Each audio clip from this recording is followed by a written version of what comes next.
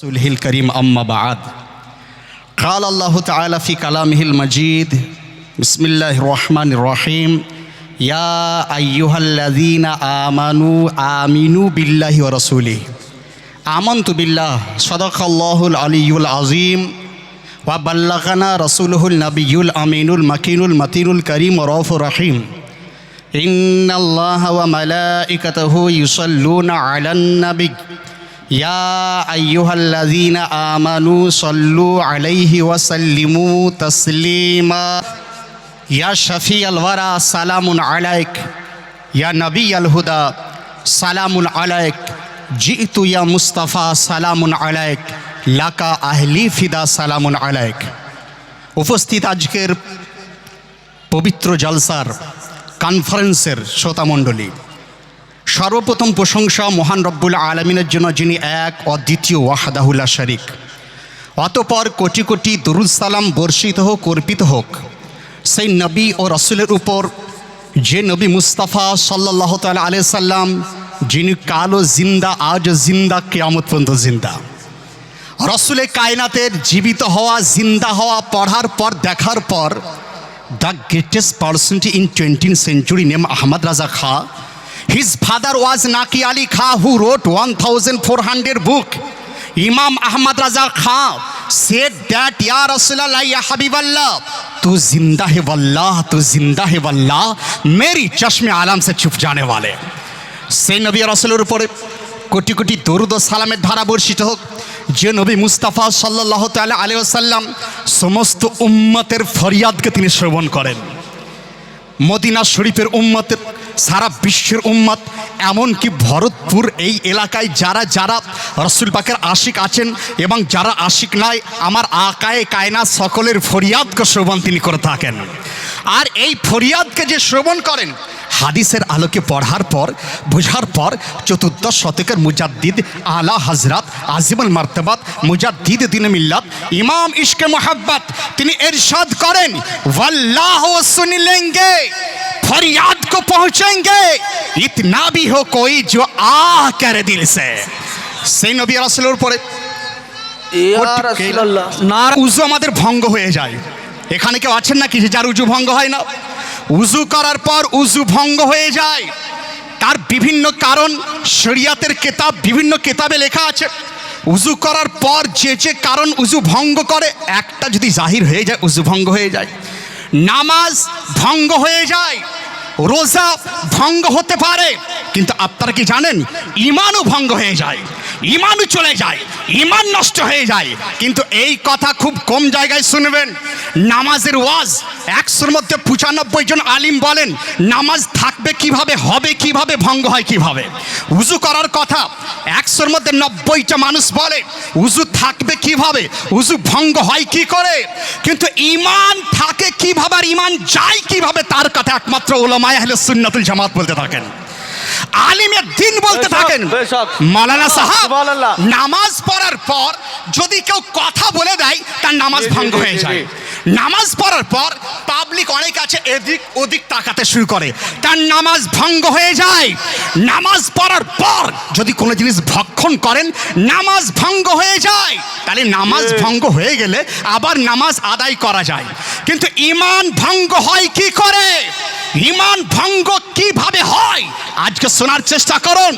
মানুষ ঈমানদার হওয়ার পর যদি তার মধ্যে কোনো দেওবনা ভাব চলে আসে, তার ঈমান নষ্ট হয়ে যায়।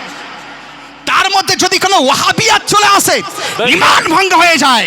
তার মধ্যে যদি কোনো রকম খারিজিয়াত, শিয়ার আকীদা চলে আসে, তার ঈমান ভঙ্গ হয়ে যায়। আজ আলোচনার প্রয়োজন। পবিত্র কালামে আল্লাহ ইরশাদ করেন, ইয়া আইয়ুহাল্লাযীনা আমানু আমিনু, হে ঈমানদারগণ তোমরা ঈমান নিয়ে এসো আল্লাহর উপরে এবং আল্লাহর রাসূলের উপরে। তাহলে আল্লাহর উপরে, এটাকে আকীদায়ে তাওহীদ বলা হয়। আকীদায়ে তাওহীদ হচ্ছে এটা, আল্লাহকে এক বলে জানা। যদি কেউ বলে আল্লাহ দ্বিতীয়, তার ঈমান ভঙ্গ, সে মুশরিক হয়ে যায়। আল্লাহর সম্বন্ধে জানা যেটা অপরিহার্য, সেটা হচ্ছে আল্লাহ রাব্বুল আলামিন সমস্ত আয়াত থেকে পুত পবিত্র, সমস্ত আয়াত থেকে পুত পবিত্র, সমস্ত রকম ত্রুটি থেকে তিনি পুত পবিত্র। যদি কেউ বলে দেয় আল্লাহর ত্রুটি ছিল, তার ঈমান বাতিল হয়ে যায়, সে জাহান্নামের মধ্যে চলে যায়, তার নামটা জাহান্নামীর খাতায়। আপনি বলবেন কেউ কি বলেছে? হ্যাঁ, টুপি দাড়ি রাখনেওয়ালা কোন লোক বলেছে। দেওবন্দি ওয়াহাবিদের বাপ, দ্য ফাদার অফ ওয়াহাবিস, ওয়াহাবিদের পিতা, যার নাম ইসমাইল দেহলভি, किताब एक रोजी 17 পাতাতে লিখছে যে আল্লাহকে নিয়ে মুমকিন है झूठ बोलना, আল্লাহ ঝুট বলতে পারে, মিথ্যা বলতে পারে। তাহলে বুঝতে পারলেন যে আল্লাহ সম্বন্ধে কেউ যদি বলে আল্লাহ মিথ্যা বলতে পারে, যত নামাজ পড়ুক তার নামাজ দাজ্জালি ইবাদত হতে পারে, সে মুমিন হতে পারে না। আকিদার ওয়াজ শ্রবণ করছেন, 15 মিনিট সময় আমাকে দেওয়া হয়েছে, বুঝলেন? একদম আপনাদের সম্মুখে আমি একটা পয়েন্ট বলার চেষ্টা করি। তাহলে আজকে আপনি বলছেন তারাও নামাজ পড়ে, তারাও রোজা রাখে, তারাও হজ করে, তারাও যাকাত দেয়, কিন্তু তাদের সঙ্গে মেশা কেন চলে না? মুফতি জুবাইর সাহেব তিনি বলেন তাদের সঙ্গে মেলা মেশা হারাম, তাদের মজলিসে যাওয়া হারাম, তাদের জবা করা খাওয়া মানে মরা খাওয়ার সমতুল্য। কারণটা কি? কারণ এটাই, আল্লাহর শানে তারা বলেছে আল্লাহ মিথ্যা বলতে পারে, এই কারণের জন্য তাদের সঙ্গে মেলামেশা হারাম লেখা হয়েছে। বললেন তাদেরকে মুসলমান জানাও হারাম রয়েছে। আর যদি তাদেরকে মুসলমান জানেন, আপনার ঈমানও গায়েব হয়ে যায়। দ্বিতীয়, সানাউল্লাহ অমৃতসরি তার কিতাব আখবারে আহলে হাদিস, এই কিতাবের 2 নম্বর পাতায় লিখছে যে আল্লাহকে মিথ্যুক জানা এটাও ঈমানের মধ্যে পড়ে, বলো নাউজুবিল্লাহ। প্রত্যেকটা ডকুমেন্টস আপনার নেটের মধ্যে অ্যাভেলেবেল রয়েছে, জানতে পারেন। তাহলে আকিদার দুশ্মন কারা? যারা আকিদায় তৌহিদের বিপক্ষে কথা বলে তারা আকিদার দুশ্মন। এই আকিদা যারা যারা রয়েছেন তারা বোঝার চেষ্টা করুন। আমি কোনো রকম মৌখিক নয়, ডকুমেন্টস ধরে আলোচনা আপনাদের করছি। তাহলে আকাইদে তৌহিদ তাকেই বলা হয় আল্লাহ সম্বন্ধে সঠিকভাবে জানা, যেগুলো জানা ওয়াজিব সেগুলো সম্বন্ধে জানা, তাকে আকাইদে তৌহিদ বলা হয়। এরপরে পয়েন্ট, আকিদায় রিসালাত, রাসূলুল্লাহ সম্বন্ধে কি কি আকিদা রাখা ওয়াজিব, কি কি আকিদা রাখতে হবে। সর্বপ্রথম এটাই, রাসূলুল্লাহ সমস্ত নবীকে মাসুম বলে জানতে হবে। মাসুম শব্দের অর্থ সমস্ত গুনাহ থেকে পুত পবিত্র, গুনাহ নেই, গুনাহ হতে পারে না। আর যে কারণে আপনার অন্য কাউকে আম্বিয়া এবং ফেরেশতা ব্যতীত কাউকে আপনার ওই মাসুম বলা চলে না। আপনি যদি বলেন আজকে অনেক পাবলিক আছেন, তার সন্তানদের জন্য বলেন মাসুম ছেলে, মাসুম বেটা, মাসুম পুত্র, মাসুম বলা চলে না। কারণ মাসুম সিফাত শুধুমাত্র আম্বিয়া এবং ফেরেশতাদের জন্য।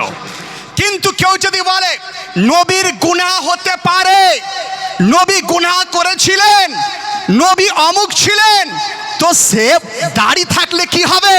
সে বেঈমান, সে জাহান্নামী সে হয়ে যায়। কে লিখেছে? আপনি জামাতে ইসলামী বলে একটা দল আছে, বুঝলেন? জামাতে ইসলামী নাগার নাগার ডাগার ডাগার সব জায়গাতে তারা ঘুরে ফিরে তারা কি করে? দাওয়াত দিয়ে বেড়ায়।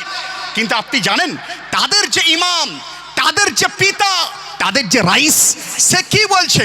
সে কি বলছে? মিস্টার মওদুদি, আবুল আলা মওদুদি, সে তরজমা করেছে কোরআন শরীফের সূরা দুহা।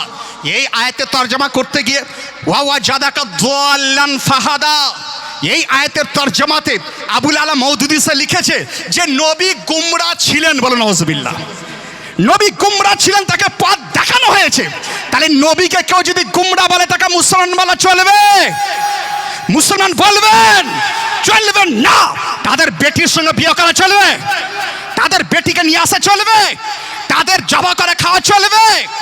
যদি এই আকীদা আপনি বুঝতে না পারেন, সারা জিন্দেগির ওয়াজ বেকার হয়ে যায়, নামাজ বেকার হয়ে যায়, হজ বেকার হয়ে যায়। আর এই মেসেজটাই বারেলির তাজদার আলা হযরত এটা আমাদেরকে বুঝিয়েছিলেন। যখন ভারতের মধ্যে বাতিল ফিরকা একে একে রাসূলুল্লাহর ইজ্জতের উপর হামলা শুরু করেছিল, যখন তারা তাদের বইয়ের মধ্যে লিখলো রাসূল মারকার মিট্টি মে মিল গয়ে, এই কথা যখন লিখলো, আমার ইমাম, আপনার ইমাম, 14 শতকের ইমাম আলা হযরত আজিমুল মারতাবা মুজাদ্দিদুল মিল্লাত, তিনি হুঙ্কার দিলেন, কলমের তলোয়ার তিনি চালালেন, চালিয়ে তিনি বললেন, শোনো, নবী মরে মাটিতে মিশে না, নবী যারা হন তারা জীবিত হয়ে থাকেন। বেশক তিনি বলেন তু জিন্দা হে ওয়াল্লাহ, तू जिंदा है वल्लाह मेरी चश्मे आलम से छुप जाने वाले। নারে তাকবীর। শুনুন, আজ অনেকের অ্যাপিল রয়েছে, অ্যাপ্লাই রয়েছে, আবার অনেকে বলে মৌলানা সাহেব আজ যে সাম্প্রতিক মাসলা তাতে আপনারা মুখ কেন খুলছেন না, সাম্প্রতিক মাসলা বলছেন না কেন, অমুক সম্বন্ধে কেন তাফসীর করছেন না। আমি বললাম এর কারণ শুনুন, সিরাজুল উম্মাহ ইমাম গাজালি রাহমাতুল্লাহ আলাইহি তিনি বলেছিলেন যে তোমরা সাবধান থেকে সেই সময়ে, যে সময়ে তোমাদের নবীকে গালি গালাজ করা হবে, গালি গুলুজ করা হবে, সেই সময় তোমাদের পতন নেমে চলে আসবে। অতএব গালিগুলোজ রাসূলের শানে এই টুপিধারীরা করেছে, সাম্প্রতিক বিষয় আলোচনার পূর্বে তাদের প্রতিবাদের প্রয়োজন রয়েছে, তাদের প্রতিবাদ প্রয়োজন রয়েছে। বললেন আলা হযরত তিনি বলেন যে তুঝসে और जन्नत से क्या मतलब, वहां भी दूर हो हम রাসূলুল্লাহ কে জান্নাত রাসূলুল্লাহ কি। শোনার চেষ্টা করুন। তাহলে আকীদায়ে রিসালাতের একটা পয়েন্ট বললাম, অনেক পয়েন্ট। দ্বিতীয় পয়েন্ট এটাই, আকীদায়ে রিসালাতের যেটা রাসূলুল্লাহর উপর আকীদা রাখা যেটা ওয়াজিব, তার মধ্যে এক দ্বিতীয় পয়েন্ট এটাই যে নবী যিনি হবেন তিনি সমস্ত উম্মত থেকে আলা ও আফজাল তিনি হবেন। নবী যিনি হবেন সমস্ত উম্মত থেকে আলা ও আফজাল। আর এই আকীদা আলা হযরত তিনি বলেন सबसे आला वाला हमारा नबी, सबसे बाला वाला हमारा नबी, सारे ऊंचों में ऊंचा समझे जिसे है उस ऊंचे से ऊंचा हमारा नबी, सारे अच्छों में अच्छा समझे जिसे है उस अच्छों से अच्छा हमारा नबी। বোঝা গেল এই আকীদা সঠিক আকীদা যে নবী সমস্ত উম্মতিদের থেকে বেশি হবেন, উম্মতিদের থেকে সম্মানে বেশি বেড়ে যাবেন, তিনি সমস্ত সৃষ্টি জগতের মধ্যে সর্বশ্রেষ্ঠ আমার নবী মুস্তাফা সাল্লাল্লাহু আলাইহি সাল্লাম। তাহলে এটা আমাদের আকীদা। এরপর বাতিলদের আকীদা, যাদের জন্য আমরা মিশা হারাম বলা হয়, যাদেরকে কাছে নেওয়া হারাম বলা হয়, তাদের আকীদা কেমন দেখুন। তাকবিয়াতুল ঈমান ইসমাইল দেহলভী তার কিতাবের মধ্যে উল্লেখ করছে এইভাবে, সে লিখছে যে কখনো কখনো উম্মতিরাও নবী থেকে বেড়ে যায়, বলে নাউজুবিল্লাহ। তারা কি বললো? নবী থেকে বেড়ে যায়। আর আকীদার হেড পয়েন্ট এটাই যে সমস্ত নবীরা তাদের উম্মতিদের থেকে আলা আর আফজাল তারা হবেন। তাহলে আকীদার খেলাফ তারা বললো। আর আকীদা কাকে বলা হয়? আকীদা হচ্ছে মেন জিনিস যাকে জ্বর বলা হয়। যদি আপনার জ্বর পচে যায় তার ডালের কোনো মূল্য থাকে না, ফলের কোনো মূল্য থাকে না, ফুলের কোনো মূল্য থাকে না। আর জ্বর যদি সতেজ থাকে, ফল ফুল যদি নাও থাকে, একদিন গাছ সে হবেই, একদিন সে গাছ গজাবেই। তাহলে তারা বলল যে নবী, আবার বলছে যে শয়তান আর নবীর ইলম বরাবর রয়েছে, বলে নাউজুবিল্লাহ। কিতাবের নাম ইসমাইল দেহলভীর লেখা তাকবিয়াতুল ঈমান। যদি প্রমাণ না দিতে পারি, যেটা মুসলিমের সাজানুর আরিফিন সে নিয়ে নেবে, যে উপদিদের ইমাম তার কিতাবের মধ্যে লিখে রেখেছে। আকীদার ওয়াজ শুনছেন।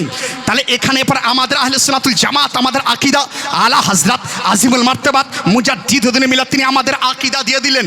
আজ কিছু কিছু লোক, একবার কয়েকজন দানিশ্বর জ্ঞানীগুণী লোক তারা বসেছিল, বসে একটা মিটিং করলো যে সারা বিশ্বের মধ্যে একমাত্র ভারতেই কেন সুন্নি বেশি রয়েছে, ভারতের মধ্যে সুন্নি বেশি, অন্য জায়গায় রয়েছে কিন্তু ভারতের মতো টানাটান সুন্নি অন্য কোনো দেশে নাই।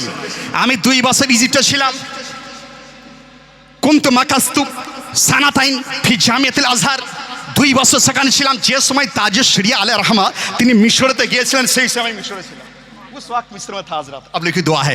तो তাজুশ শরিয়া তিনি ওখানে গিয়েছিলেন। তো মিশরেও সুন্নি তো রয়েছে কিন্তু টানাটান বারেলভি সুন্নি কম পাওয়া যায়। কারণটা কি? লোকেরা বলে হ্যাঁ হ্যাঁ, ইবনে দাহলান নামে একজন বিখ্যাত আরবি আপনার তিনি ছিলেন আলিম। দেখুন তার কিতাব ফিতনাতুল ওয়াহাবিয়া, তিনি কিতাবে লিখেছেন জাইন ইবনে দাহলান, তিনিও ছিলেন বড় আলিম। কিন্তু সৌদি আরবের বেশিরভাগ লোক ওয়াহাবি কিসের জন্য? অনেকে বলে শাম দেশে বড় আলিম ছিলেন, কিন্তু ওয়াহাবি কিসের জন্য? ইরাকে বড় আলিম ছিল, ওয়াহাবি কিসের জন্য? ভারতে সুন্নিয়াতের ভাগ বেশি কিসের জন্য? তো লোকেরা বলে বড় আলিম তো ছিল, সৌদিতেই বড় আলিম ছিল, আপনার সমস্ত আরব কান্ট্রি তো বড় আলিম ছিল, কিন্তু আহমদ রাজার মতো কেউ থাকেনি। বেশক হক হ্যায় হযরত, আহমদ রাজার মতো কেউ থাকেনি। আহমদ রাজা কার নাম? যিনি আমাদের ঈমানকে হেফাজত করেছেন, তার নাম আহমদ রাজা। খুব নতুন থিওরি শুনুন। যদি আপনাকে if any man say you, যদি আপনাকে কেউ বলে যে এমন একজন লেখকের নাম বলে দাও যে লেখক একসঙ্গে কয়েকটি ভাষা জানতে পারে, নোবেল প্রাইজ পেয়েছে। নোবেল প্রাইজ তো তিনি পাননি, দেওয়া হয়নি। কিন্তু যদি আপনাকে কেউ বলে যে please please please tell me a poet, একটা পোয়েটের নাম বলো যিনি একসঙ্গে কয়েকটি ভাষা লিখতে পারতেন, তো আপনি বলবেন আই ডোন্ট নো, আমি বলতে পারি না, আমি বলতে পারি না। কারণ এমন কোনো লেখককে দেখিনি যে একসঙ্গে 4-5টা ভাষা জানতে পারেন। রবীন্দ্রনাথ ঠাকুরকে দেখেছি বাংলা জানতো, তার সঙ্গে ইংলিশ জানতো, কিন্তু অন্য ভাষা সে জানতো না। আবার মিল্টন সম্বন্ধে ইংলিশ কবি, তিনি ইংলিশ জানতেন, বাংলা জানতেন না। উর্দু কবি ডক্টর ইকবাল উর্দু আরবি জানতেন, কিন্তু অন্য কিছু জানতেন না। যদি প্রশ্ন করা হয় সারা বিশ্বের মধ্যে একজনের নাম বলে দেন যিনি একসঙ্গে 4-5-6টি ভাষা জানতেন, তো চোখ বন্ধ করে আলা হযরতের নামটা আপনি বলে দেন, আলা হযরতের নাম বলে দেন। আপনি বলবেন proof, please please give me a proof, একটা প্রুফ আপনি দিয়ে দেন। আলা হযরত আজিমুল মারতাবাত মুজাদ্দিদুদ্দিন মিল্লাত তিনি আমাদের ইরশাদ করে দেন, লাম ইয়াতি নাযীরুকা ফি নাযারিন, লাম ইয়াতি নাযীরুকা ফি নাযারিন, মিসলে তু নাশুদ পায়দা জানা, জগ রাজ কো তাজ তো রে সরসু হ্যায় তুঝকো শাহেদ ওসরা জানা। যাই হোক, তাহলে আকীদা আপনি বুঝতে পারলেন, আলা হযরত সাহেবকে আপনি বুঝতে পারলেন। শেষ কথা আপনার বলে দিই, যতই ওয়াজ শুনুন, আকীদার বিরোধী যদি কেউ ওয়াজ করে তার মুখে থাপ্পড় মেরে দেন। আকীদার বিরুদ্ধে কেউ যদি বলে রাসূলের সালাম করা চলে না, সে আপনার লোক নয়, সে ইবলিসের লোক রয়েছে। যদি কেউ আপনাকে বলে রাসূলের শানে দরুদ পড়া চলে না, জানবেন সে দাজ্জালের লোক রয়েছে। যদি কেউ বলে রাসূল পাকের মাজার যাওয়া চলে না, জানবেন সে কারুনের লোক রয়েছে। আর সঠিক আকীদা ওটাই যেটা আহলে সুন্নাতুল জামাত আমাদের বলেছেন। যাই হোক, বক্তব্য এখান থেকে আমার সমাপ্তি। রব্বুল আলামিন আমার বলার মধ্যে এবং আপনাদের শোনার মধ্যে ভুল ত্রুটি হয়ে গেলে তাকে মাফ করুন। ওয়া আখির